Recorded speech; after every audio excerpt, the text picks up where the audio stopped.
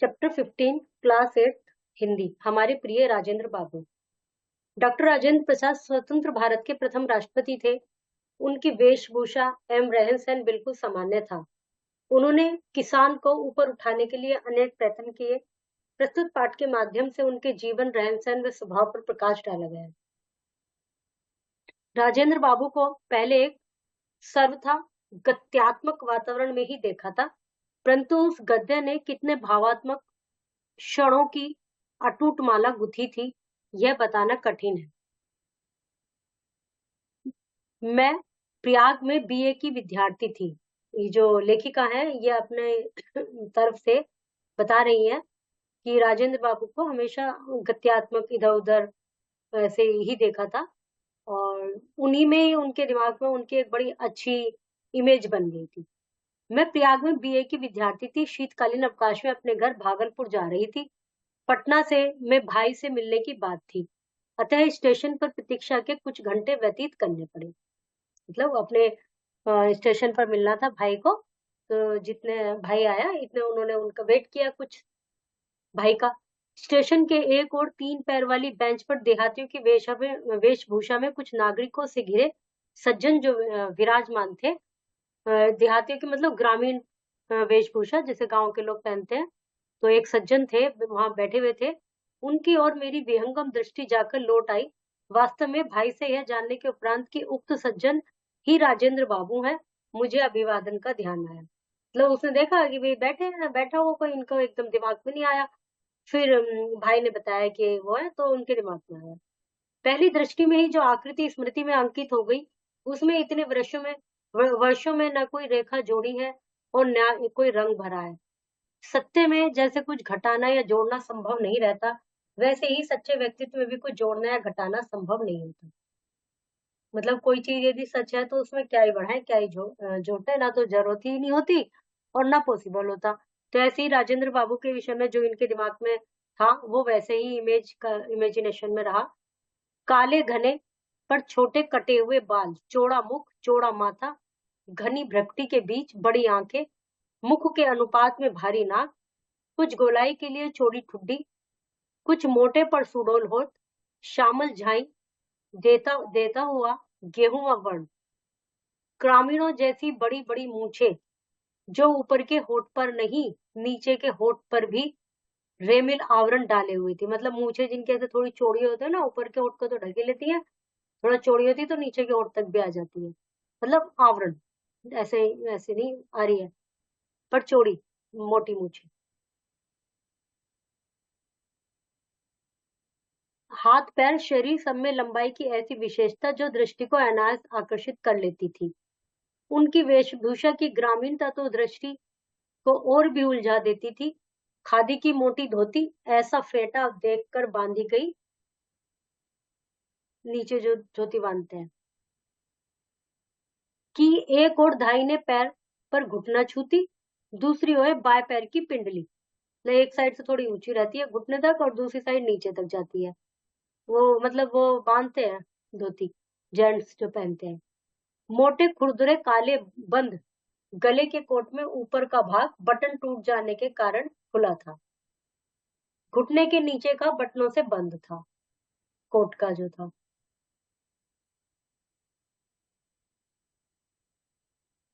सर्दी के कारण पैरों में जूते मोजे तो थे, परंतु कोट और धोती के समान उनमें भी विचित्र स्वच्छंदता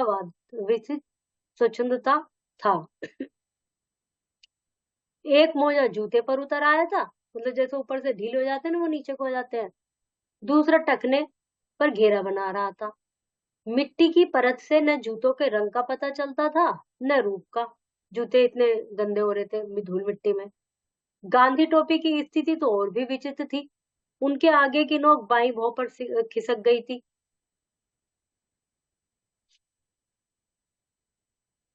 और टोपी की कोर माथे पर पट्टी की तरह लिपटी हुई थी। देखकर लगता था मानो किसी हड़बड़ी में चलते चलते कपड़े पहनकर आए हैं, जल्दी जल्दी में पहन लेते ना उल्टा पुल्टा सा। अतः यहाँ जो स्थिति में अटक गया, वह वही इस स्थिति में अटका रह गया। उनकी मुखाकृति देखकर अनुभव होता मानो इन्हें पहले कहीं देखा है। अनेक व्यक्तियों ने उन्हें प्रथम बार देखकर भी ऐसा ही अनुभव किया होगा। बहुत सोचने के उपरांत इस प्रकार की अनुभूति का कारण समझ में ना आया। मतलब वो उनकी शक्ल जानी पहचानी क्यों लगी, वो समझ में नहीं आया उनको। राजेंद्र बाबू की मुखाकृति ही नहीं, उनके शरीर के संपूर्ण गठन में एक सामान्य भारतीय जन की आकृति और गठन की छाया थी।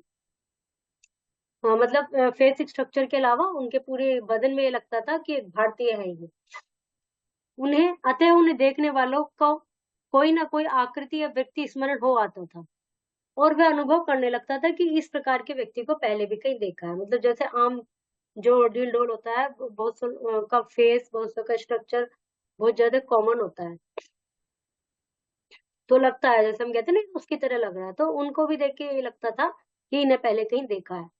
आकृति तथा वेशभूषा में वे समान ही, वे अपने स्वभाव रहन सहन के सामान्य भारतीय कृषक का ही प्रतिनिधित्व करते थे।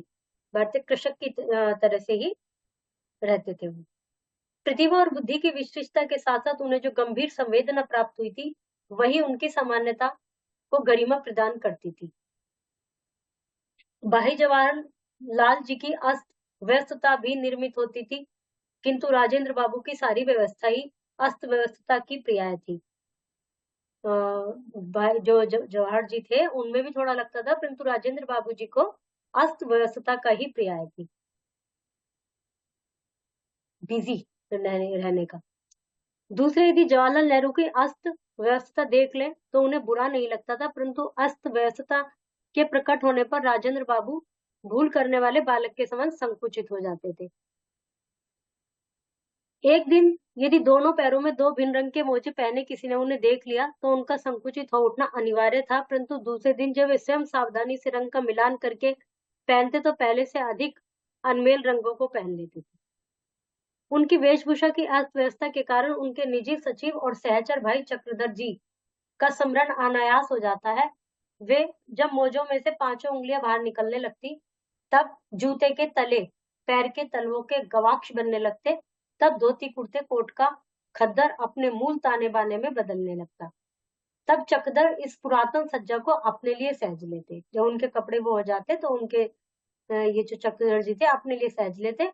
उन्होंने वर्षों तक किसी प्रकार राजेंद्र बाबू के पुराने परिधानों से अपने आप को प्रसादित कर कृतार्थ का अनुभव किया है। प्रसादित मतलब पहनकर कृतार्थ आभार फील करा। मैंने ऐसे गुरु शिष्य या स्वामी सेवक फिर अब तक नहीं देखे। राजेंद्र बाबू के निकट संपर्क में आने का अवसर मुझे 1937 में मिला, जब वे कांग्रेस के अध्यक्ष के रूप में महिला विद्यापीठ महाविद्यालय के भवन का शिलान्यास करने प्रयाग आए। उनसे ज्ञात हुआ कि उनकी 15-16 पोत्रियां हैं जिनकी पढ़ाई की व्यवस्था नहीं हो पाई। मैं यदि अपने छात्रावास में रखकर उन्हें विद्यापीठ की परीक्षाओं में बैठा सकूं तो उन्हें शीघ्र कुछ विद्या प्राप्त हो जाएगी। पहले बड़ी फिर उनसे छोटी के क्रम में बालिका मेरे संरक्षण में आ गई। उन्हें देखने प्रयाग उनकी दादी और कभी कभी उनके दादा भी प्रयाग आते थे। तभी राजेंद्र बाबू की सहधर्मिणी के निकट संपर्क में आने का अवसर मिला। वे सच्चे अर्थ में धरती की पुत्री थी। सहधर्मिणी मतलब पत्नी, वाइफ, साध्वी, सरल, क्षमामयी, सबके प्रति ममतालु और असंख्य संबंधों की सूत्रधारणी। ससुराल में उन्हें बालिका वधू रूप में पदार्पण किया था, मतलब बाल विवाह हुआ था। संभ्रांत जमींदार परिवार की परंपरा के अनुसार उन्होंने घंटों सिर नीचा करके एक आसन बैठना पड़ता था। परिणामतः उनकी रीढ़ की हड्डी इस प्रकार झुक गई कि युवती होकर भी वे सीधी नहीं हो पाई। राजेंद्र बाबू ने मुझे बताया कि बालिकाओं की दादी किसी प्रकार का छुआ नहीं खाती, केवल ब्राह्मण रसोइया अपवाद है। मतलब किसी का भी छुआ हुआ नहीं खाती हैं, वो खुद ही अपना बनाती होंगी, और यदि रसोइया ब्राह्मण है तो वो खा लेती है। छात्रावास का रसोइया महाराज उनकी थाली परोस देगा, कुछ अन्यथा ना मानना कहकर वे संकुच से हो गए। मतलब इसे अदरवाइज मत लेना भाई, वो खाती नहीं है, तो इसलिए थोड़ा उन्हें हेजिटेशन फील हुआ। बिहार के जमींदार परिवार की वधू स्वतंत्र युद्ध के अपराज्य सेनानी की पत्नी होने का न उन्हें कभी अहंकार हुआ और न उनमें कोई मानसिक ग्रंथि बनी। छात्रावास की सभी बालिकाओं और नौकर चाकरों का उन्हें समान रूप से ध्यान रहता था। एक दिन या कुछ घंटे ठहरने पर वे सबको बुला बुलाकर उनका तथा उनके परिवार का कुशल मंगल पूछना न भूलती। घर से अपनी पोत्रियों के लिए लाए मिष्ठान में से प्राय सभी बढ़ जाता था। देखने वाला यह जान भी नहीं सकता था कि सबकी अय्यत अर्थात दादी नहीं है। मतलब सभी के साथ समान व्यवहार करती थी। गंगा स्नान के लिए तो मुझे उनके साथ प्रायः जाना पड़ता था। उस दिन संगम पर जितना दूध मिलता, जितने फूल दिखाई देते, सब उनकी ओर से गंगा यमुना को भेंट हो जाते। कोलाहल करते हुए पंडों की पलटन उन्हें घेर लेती, लेकिन वे बिना विचलित हुए शांत भाव से प्रत्येक को उसका प्राय देती चलती। सबसे मतलब शांति से बात करती थी। बालिकाओं के संबंध में राजेंद्र बाबू का स्पष्ट निर्देश था कि सामान्य बालिकाओं के साथ बहुत सादगी और संयम से रहे। वे खादी के कपड़े पहनती थी, जिन्हें वे स्वयं ही धोती थी। उनके साबुन, तेल आदि का व्यय भी सीमित था। कमरे की सफाई, झाड़ू पोछा, गुरुजनों की सेवा आदि भी उनके अध्ययन के आवश्यक अंग थे। उस समय संघर्ष के सैनिकों का गंतव्य जेल ही रहता था। अतः कि इसी कारण किसी की पत्नी, किसी की बहन, किसी की बेटी विद्यापीठ के छात्रावास से अनुपस्थित रहती थी। मतलब जेल जाते रहते थे, क्योंकि कोई ना कोई संघर्ष हो जाता था, कोई ना कोई मैटर हो जाता होगा, फिर उनको जेल भेज दिया जाता। स्वतंत्रता के उपरांत उनमें से कुछ दिल्ली चली गई और कुछ विशेष योग्यता के लिए अंग्रेजों के विद्यालय में भर्ती हो गई। केवल राजेंद्र बाबू की पोतियां अपवाद रही। राजेंद्र बाबू के भारत के राष्ट्रपति हो जाने के उपरांत मुझे स्वयं उनकी पोतियों के संबंध में चिंता हुई। उनका स्पष्ट उत्तर मिला, महादेवी बहन, दिल्ली मेरी नहीं है, राष्ट्रपति भवन मेरा नहीं है। अहंकार से मेरी पोतियों का दिमाग खराब न हो जाए, तुम केवल इसकी चिंता करो, वे जैसी रहती आई है उसी प्रकार रहेंगी। कर्तव्य विलास नहीं, कर्मनिष्ठा है। मतलब जब वो राष्ट्रपति बन गए तो सब चले गए थे भाई, कोई कहीं पढ़ने चला गया, कोई कहीं पढ़ने, यहीं पे रही। तो राजेंद्र जी ने कहा कि भाई वो मेरा अपना नहीं है, वो मेरी मतलब कार्य है, वर्क प्लेस है। मेरी पोतियों का अहंकार से दिमाग वो हो जाएगा, इसलिए वे जैसी हैं वे वहीं रहेंगी, उसी प्रकार रहेंगी। उनकी शायद धर्मणी में भी किसी प्रकार का परिवर्तन नहीं हुआ। जब राष्ट्रपति भवन में उनके कमरे से संलग्न रसोई घर बन गया, तब वे दिल्ली गई और अंत तक स्वयं भोजन बनाकर भारतीय गृहिणी पति, परिवार और परिजनों को खिलाने के उपरांत स्वयं अन्न ग्रहण करती थी। और जो उनकी वाइफ थी उनमें भी कोई चेंज नहीं हुआ, वो भी वैसी रही, सिंपल जैसे रहती थी। और फिर राष्ट्रपति भवन में उनके कमरे के साथ रसोई बना दी गई, फिर वो अपना भोजन स्वयं बनाती, पति का, सब जनों को खिलाकर फिर खाना खाती। उस विशाल भवन में अपने आतिथ्य की बात कहे बिना कथा अधूरी रह जाएगी। बालिकाओं की दादी ने मुझे दिल्ली आने का विशेष निमंत्रण तो दिया ही, साथ ही प्रयाग से सिरकी के बने 1 दर्जन सूप लाने का आदेश दिया। उन्होंने उनको राष्ट्रपति भवन में बुलाया, महादेवी वर्मा जी को। उन्होंने बार बार आग्रह किया मैं उनके लिए इतना कष्ट अवश्य उठाऊं, क्योंकि फटकने पोछारने के लिए सिरकी के सूप बहुत अच्छे होते हैं, पर कोई लाने वाला ही नहीं मिलता। वो ऐसे वो होते ना, छाछ कहते थे।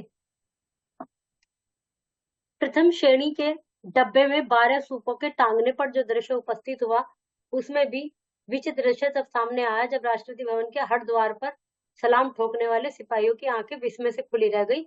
ऐसी भेंट लेकर आज तक कोई अतिथि न तो वहां पहुंचा था, न ही भविष्य में पहुंचेगा।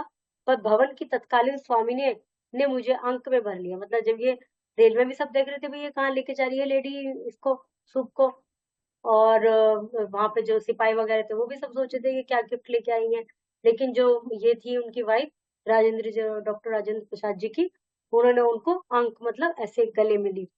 राजेंद्र बाबू तथा उनकी सहधर्मिणी सप्ताह में 1 दिन अनाज ग्रहण नहीं करते थे, 1 दिन वो खाना नहीं खाते थे। संयोग से मैं उनके उपवास वाले दिन ही पहुंची, अतः उनकी यह जिज्ञासा स्वाभाविक थी कि मैं कैसा भोजन पसंद करूंगी। उपवास में आतिथ्य का साथ देना उचित समझकर मैंने निरअन्न भोजन किया। उन्होंने सोचा कि भाई जब इन्हें नहीं खाना तो मैं भी ऐसे खा लूंगी। तो निरअन्न भोजन की इच्छा प्रकट की। फलाहार के साथ उत्तम खाद्य पदार्थों की कल्पना स्वाभाविक ही रहती थी। मतलब फलाहार में यही खाएंगे, मतलब ये फल वगैरह। सामान्यतः हमारा उपवास अन्य दिनों की भोजन की अपेक्षा अधिक वैसाध्य हो गया, क्योंकि उस दिन हम भांति भांति के फल, मेवे, मिष्ठान आदि एकत्रित कर लेते हैं। यही होता है जब व्रत रहता है तो बहुत कुछ खा लेते हैं।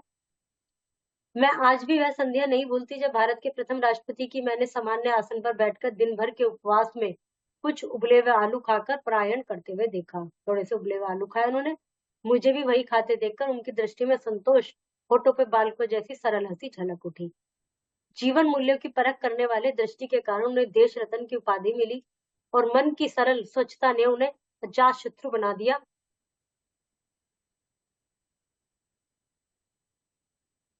अनेक बार प्रश्न उठता था, क्या वह साँचा टूट गया जिससे ऐसे कठिन अनमोल चरित्र ढलते थे? मतलब अब ऐसे लोग नहीं होते, कहने का तात्पर्य ये है। भागलपुर। शब्द वाक्यांशों, शब्द समूह के लिए एक शब्द। केवल फल खाने वाला, फलहारी। किसी क्षेत्र विशेष में अत्यधिक ज्ञान रखने वाला, विशेषज्ञ। विश्वास के योग्य, विश्वसनीय, गाय के समान मुख की आकृति वाला, गोमुख, विद्या ग्रहण करने वाला, विद्यार्थी। निम्न वाक्यों के सामने संबंधित प्रकार लिखिए। राजेंद्र बालिकाओं के संबंध में राजेंद्र बाबू का स्पष्ट निर्देश था कि वे सामान्य बालकों के साथ संयम और सादगी से रहें। संधि का नाम लिखिए।